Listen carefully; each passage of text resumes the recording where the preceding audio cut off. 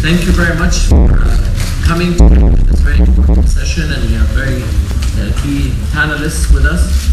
And as you know, let me introduce myself. My name is Hisham Badr. I'm Egypt's permanent representative to the United Nations in Geneva. But I'm sitting here today in a different capacity, the ITC JAG, Joint Advisory Board Chairman for this year. And it's a great honor and pleasure for me to do that task, given the great work that ITC has been doing under the very able work of Patricia Francis, the Executive Director. And today, I think, as you can see, we have a very important topic. And the importance not is only because of the substance matter of free trade agreements in itself, but also because of the timing. The timing in a couple of perspectives. First, the timing, because free trade agreements around the world, etc., there is a rush to do that. The timing because of the impasse, what is happening with the Doha round of world trade negotiations, and we have the authority next to here to speak about Doha, since we are also in Doha. And therefore, there will be more impetus towards free trade agreements. But even more importantly, because of what has happened in the Arab world, of the Arab Spring. If we were discussing this topic 2 years ago, maybe we would have seen it differently. But today, we cannot continue business as usual. We cannot address this topic and look at it simply from the academic perspective and look at the issues. No, there has been change, major change, as everyone has realized. And I think the word lessons learned is very important.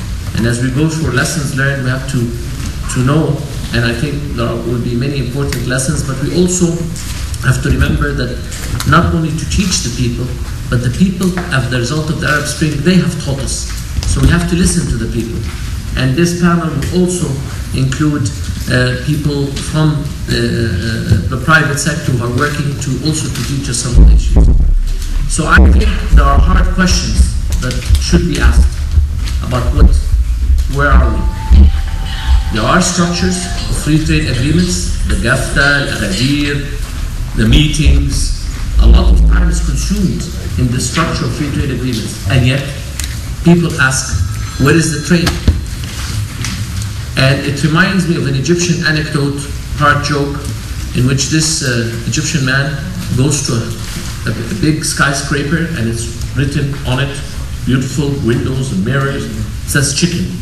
So he goes in and the marble corridor and asks the lady and the secretary, says, you say chicken, you sell chicken? So the lady tells him, yes sir, but we have a system here. What kind of chicken do you want? Tell him, I'm just hungry, I want any chicken. Tell him, no, there's a system here. You want foreign chicken, local chicken? He says, foreign. So at the second floor, he takes the elevator, goes second, goes, meets the executive secretary there, says, I want foreign chicken. He says, but what kind? You have a system.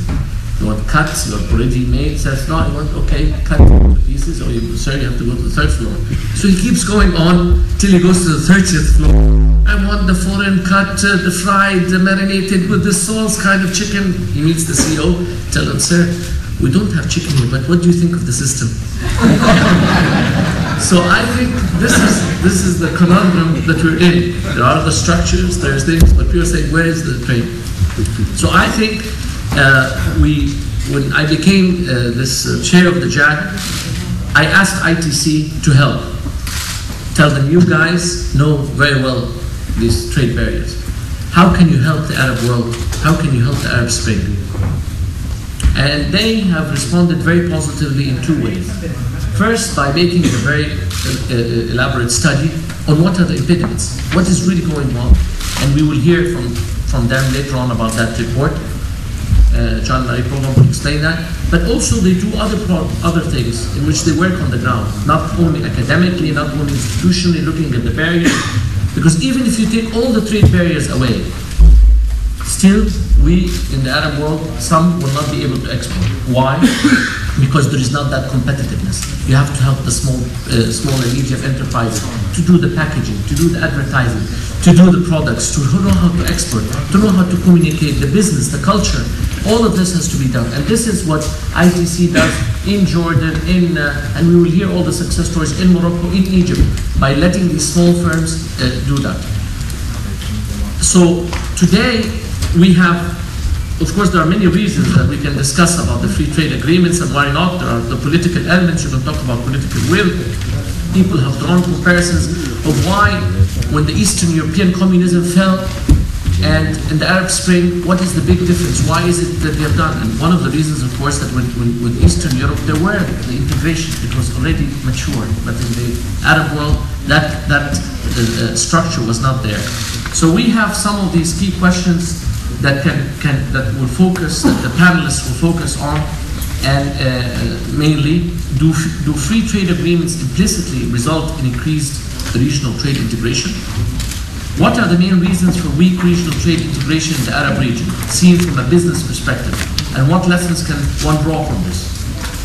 What could be the economic impact of an improvement of the regional business environment, particularly on welfare and jobs, in particular for women and youth? How can ITC's work in the Arab region provide some examples of creating jobs for women and youth through regional integration? These are some of the key points that help us to answer what is the gap? Why is there a structure and there's no delivery?